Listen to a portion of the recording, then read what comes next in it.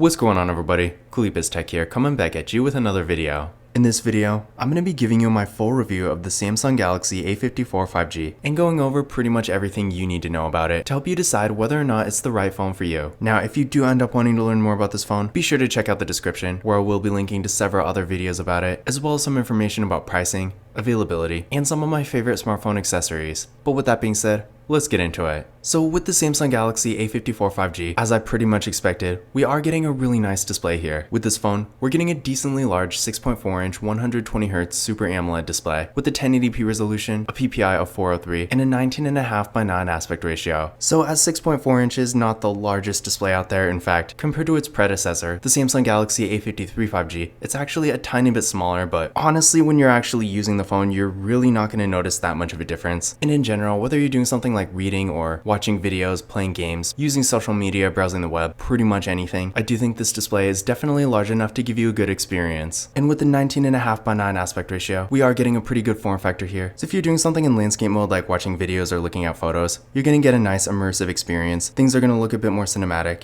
And if you're doing something vertical like browsing the web or using social media, with a form factor like this, the scrolling experience is going to be pretty good too. Aside from the size and dimensions, the image quality is really good too. With the Super AMOLED, it is really bright, the colors look really nice, and the viewing angles are also really good too. So if you're outside in the sun, for example, or really in any kind of bright area, no matter where you are, things are going to be easy to see. And of course, with a 1080p resolution, the image is nice and sharp, so if you're doing something like watching videos or playing games, where the image quality might be a bit more important, things are going to look real good here. And then with the 120Hz refresh rate, the movement on the screen is going to be a bit faster and smoother, making the phone feel a bit more premium to use. So in general, if you're looking for a phone that has a really nice display, then in really every way, the Samsung Galaxy A54 5G will be a great choice. Now for storage, the A54 5G is getting 128GB of internal storage with microSD card expansion, so plenty of storage here. For the average user, you're probably not even going to need a microSD card, and even if you have a bunch of photos and videos or something like that, you always can offload that stuff onto a microSD card, and that's definitely going to save some space. But in general, of course, if you're really a power user, if you're constantly downloading all kinds of new apps and games and stuff like that, then you might want 256 instead, which, keep in mind, there is another variant of this phone, probably not one you're going to get through a US carrier, but it is out there, and it does actually have 256. But in general, for most people, I feel like 128 will really be plenty. Now for security features, this phone does have Face Unlock and a real nice in-display fingerprint scanner. But let's give it a try. There we go, one more time. And there we go. So as you can see, real fast and responsive, no issues at all. And again, it's nice that we do have Face Unlock. Having multiple options to unlock your phone besides a pin is definitely a nice thing. Now taking a look at the camera setup here, with the Samsung Galaxy A54 5G, up front, we got a real nice looking hole punch design for the selfie camera. This camera is 32 megapixels. Then on the back, we got a triple camera setup with a 50 megapixel main camera, a 12 megapixel ultra wide camera, and a 5 megapixel macro camera. Then for video, with this phone, we do have a max recording quality of 4K in both the rear and front cameras, so definitely nice to see there. So in general, when it comes to features and stuff like that, for a mid-range phone, the A54 5G has pretty much everything. Now keep in mind, if you're coming from another mid-range phone, you might be wondering why this phone doesn't have a depth sensing camera and whether or not that's actually a good thing or a bad thing. But keep in mind, with this phone, the hardware is actually good enough to where you really don't need one, and if you're using portrait mode, things still work perfectly fine. So in general, despite not having a depth sensing camera, in this case it really doesn't matter. But aside from that, we are getting pretty much everything else here, including an ultra-wide camera and a macro camera. So if you're looking for a phone that not only has really good photo quality, but also a bunch of different features, you're definitely not going to go wrong with this phone. Now to give you an idea of what it can do, here's some pictures taken with the A54 5G. In general, the photo quality is really good here, and I honestly have no complaints. Sure, compared to something like a $1,000 flagship phone, for example, it's not going to be nearly that good, but for the average user, for daily activities like social media, maybe something like Snapchat or Instagram, sending photos to friends and family, or maybe just taking pictures for your own memories, no matter what, for most people, this camera is going to be plenty good enough to get the job done. But to give you an idea of what it can do for video, take a look at this quick video sample.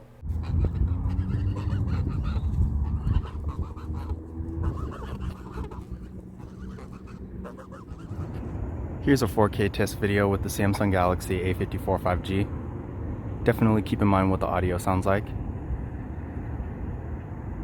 And then we can also switch recording, so definitely pretty cool.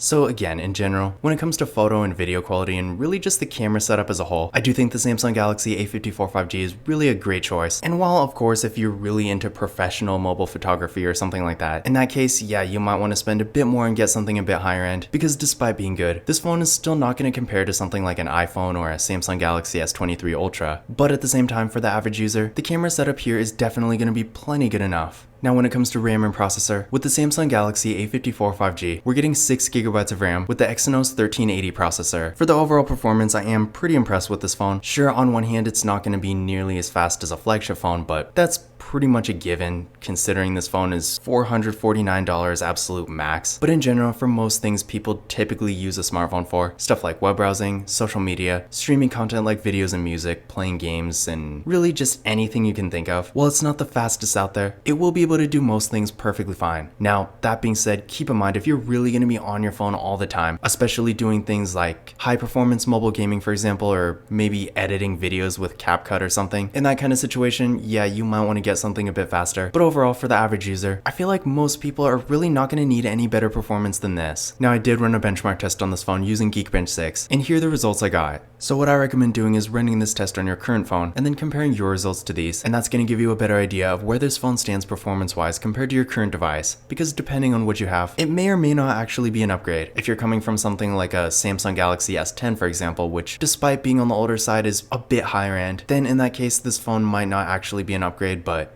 if you're coming from more of a mid-range phone, then chances are it actually will be. But again, in general, for average daily use, this phone is going to be plenty fast enough, and for a phone in this price range, I do think it is a really good choice. Now for the battery, with the Samsung Galaxy A54 5G, we're getting a 5000 mAh battery that supports 25W fast charging, so definitely a great battery here. With the 5000 mAh battery being one of the largest batteries you can get in a smartphone, you can expect to get some real good battery life and longevity, and with 25W fast charging, the charging speeds are really good too. But keep in mind to actually use the 25W fast charging, you will need a 25W charger, which this phone doesn't come with. In fact, it doesn't even include any kind of wall adapter at all, so definitely keep this in mind, because if you don't have one, which I imagine most people probably at least have some sort of wall adapter, but in case you don't, maybe you lost yours or something, then just keep in mind you will have to get a new one. But again, back to the fast charging. If you want to maximize the charging speed, again, you will need an actual 25W charger, so definitely keep this in mind. But in general, if you are looking for a phone with a really good battery, if that's a priority for you, and you want to make sure you get the best battery life and longevity, and the best charging speeds you can for the money, the A54 5G will be a great choice for that. Now for the software, this phone does have Android 13, which is really not a surprise, considering Samsung does have some of the best software support. And in addition to this, you can expect to get several other major updates in the future. This phone will be getting Android 14, 15, 16, and 17, so definitely great there. So if you tend to keep your phone for a longer time, like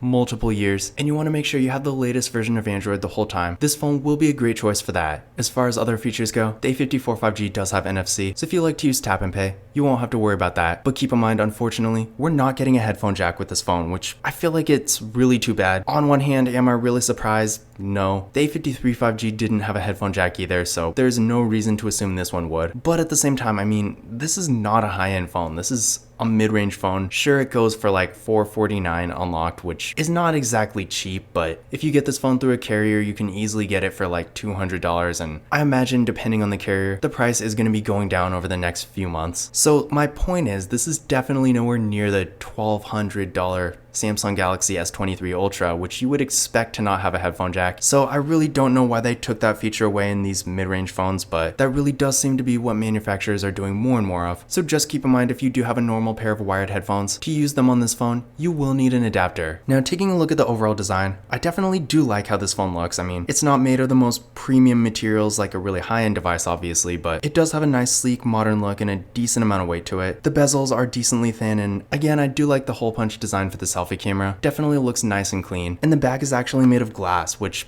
I really didn't expect from a phone like this. So in general, if you're looking for a phone that maybe doesn't have the most premium materials but does have a nice modern design and feels fairly nice for being more of an affordable device, then you're really not going to be disappointed here. But in conclusion, my general thoughts about the Samsung Galaxy A54 5G. On one hand, it's really nothing crazy. I mean, it's not like we're getting an actual flagship phone here, but at the same time, it basically took all the strengths of the Samsung Galaxy A53 5G, like a really nice display, a great camera setup, and fairly good performance, and really just made everything a little bit better. In fact, honestly, compared to the Samsung Galaxy A53 5G, which I did actually do a full video on, I would probably go with this phone just based on the performance alone. With this phone, sure, I did expect it to be a little bit faster, but the jump was a bit bigger than I thought it would be. So in general, if you are looking for an affordable 5G phone that has a really nice display, great performance, a large battery, a really good camera setup, plenty of storage, features like NFC, and great software support, then you're really not going to go wrong with the Samsung Galaxy A54 5G. Now once again, if you do want to learn more about this phone, definitely check out the description, where I am linking to several other videos about it, as well as some information about pricing, availability, and some of my favorite smartphone accessories. But that's it for this video. If you enjoyed it and found it useful, be sure to give it a thumbs up and hit the subscribe button. Don't forget to follow Kalibas Tech on Twitter and Instagram.